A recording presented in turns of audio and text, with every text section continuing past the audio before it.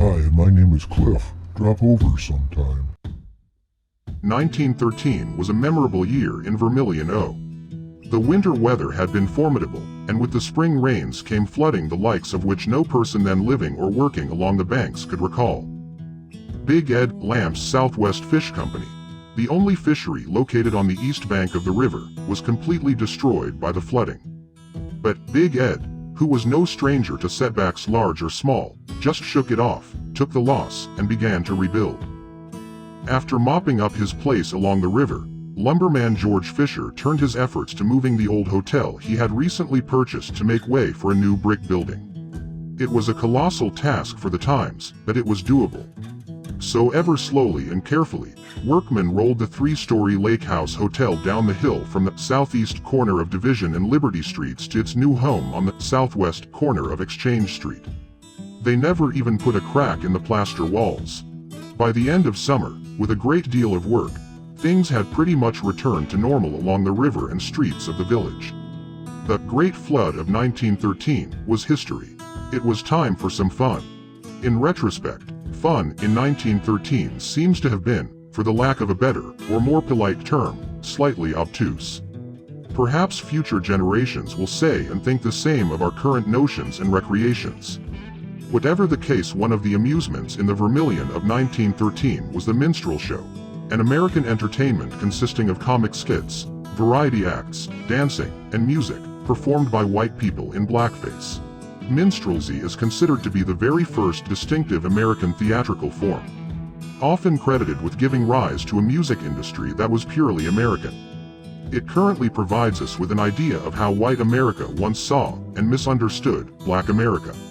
Whilst it undoubtedly had strong racist aspects, it rather fortuitously resulted in the first broad understandings by white America of aspects of Black culture and history. But it was, good or bad, what it was. And in the early 20th century village of Vermilion, it was a source of entertainment. The photo accompanying this video is not particularly rare. Minstrel shows were both common and popular with several generations of Vermilion citizens, both as members of the audience and as players.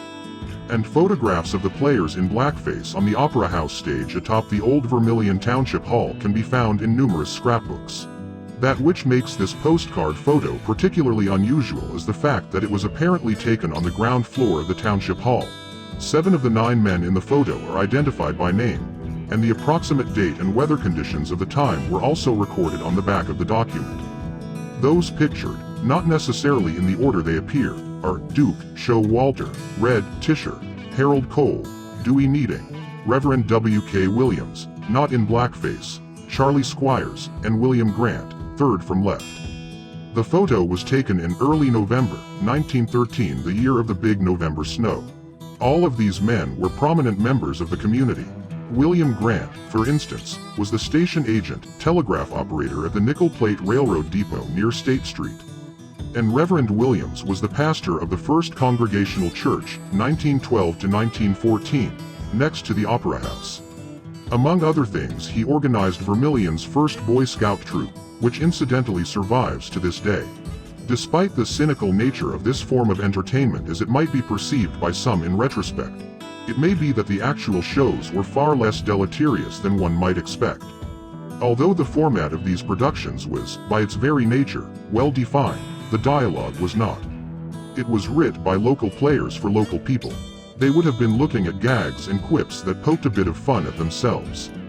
As indicated at the beginning of this piece, the early months of 1913 had been difficult for the citizenry. They really needed a laugh, even if it was a bit corny, or at their own expense. Hi, my name is Cliff. Drop over sometime.